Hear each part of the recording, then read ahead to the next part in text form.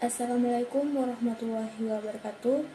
Perkenalkan, nama saya Latifatul Aziza dengan NPM 230211010102, kelas akuntansi C23, kelompok 4 dari Universitas Bahaudin Budhari Madura.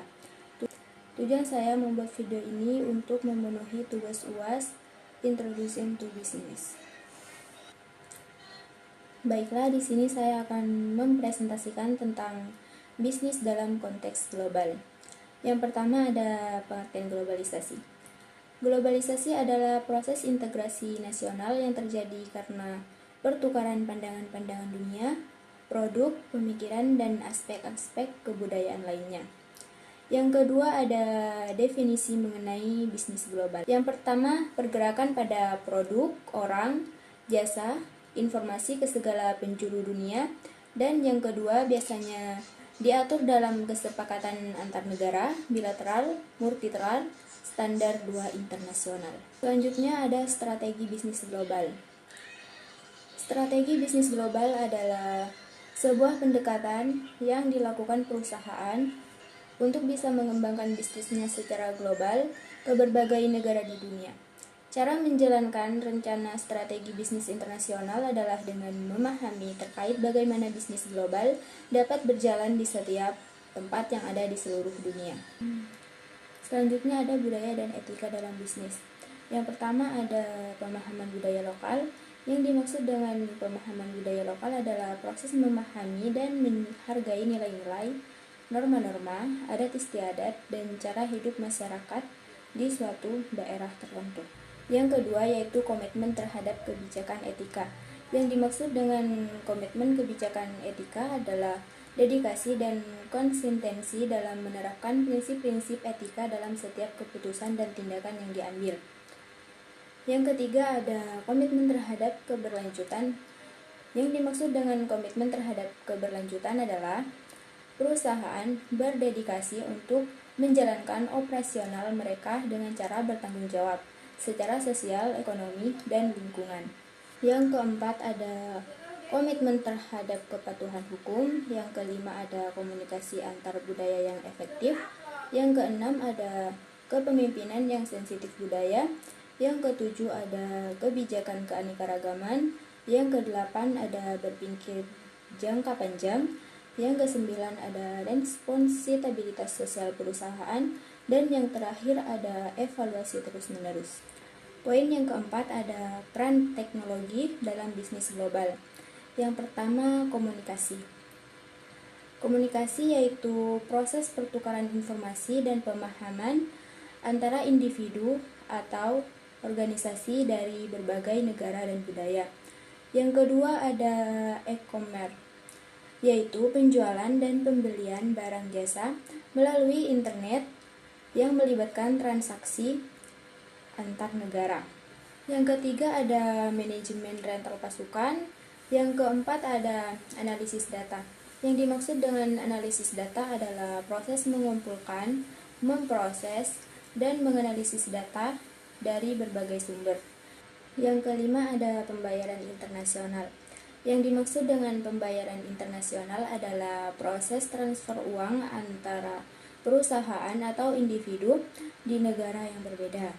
Yang keenam itu ada manajemen proyek. Yang dimaksud dengan manajemen proyek adalah proses perencanaan, koordinasi, dan pengawasan proyek melibatkan tim, sumber daya, dan lain-lain. Yang ketujuh ada keamanan informasi. Yang dimaksud dengan keamanan informasi yaitu perlindungan data dan informasi bisnis dari akses, pengungkapan, perubahan, dan penghancuran yang tidak sah.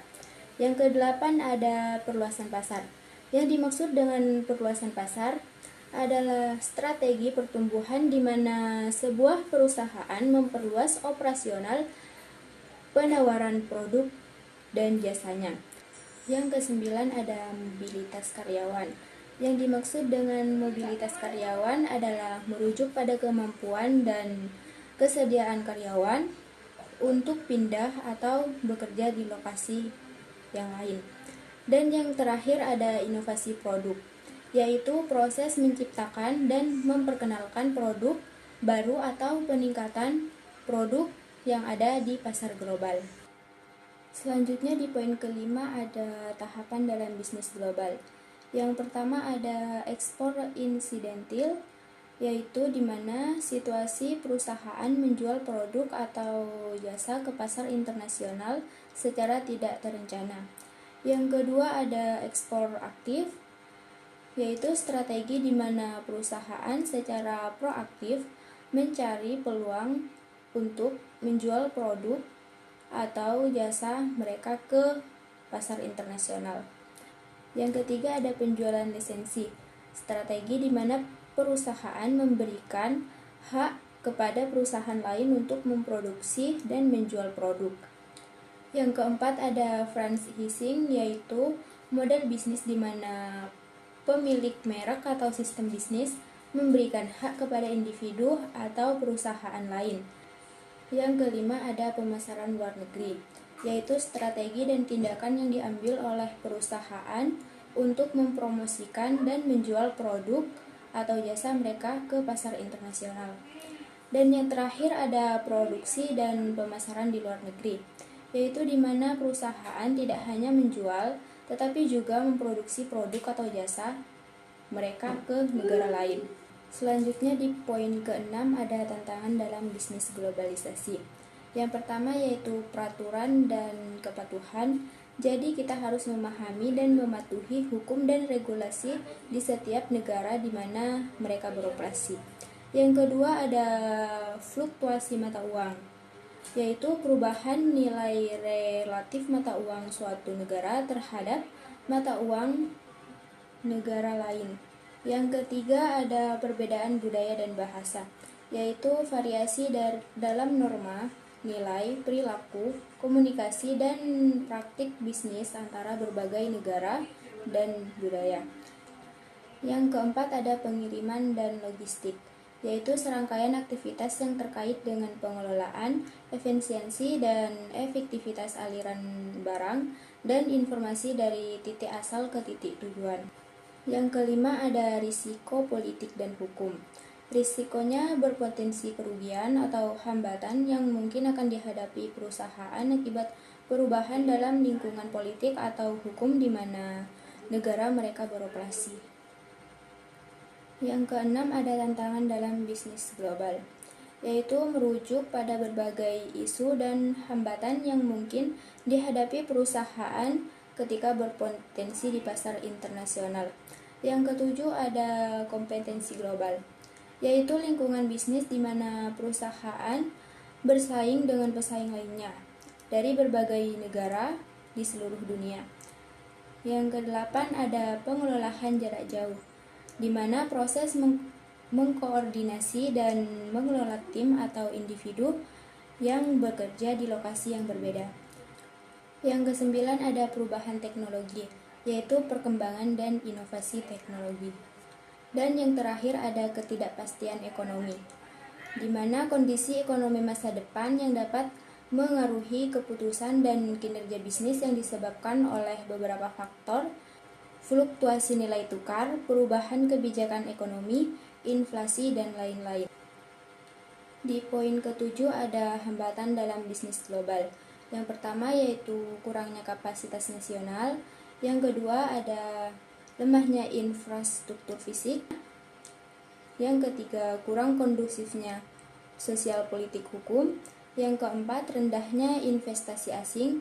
Yang kelima biaya ekonomi tinggi. Dan yang terakhir tenaga kerja yang kurang kompetitif, yang kesemuanya menjadikan produk Indonesia yang kompetitif di pasar internasional.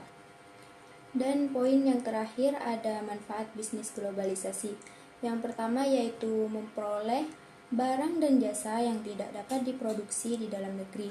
Yang kedua, memperoleh keuntungan dari spesialisasi. Yang ketiga, memperluas pasar industri dalam negeri. Dan yang terakhir, transfer teknologi modern dan meningkatkan produktivitas. Sekian penjelasan PPT dari saya. Kurang lebihnya mohon maaf. Wassalamualaikum warahmatullahi wabarakatuh.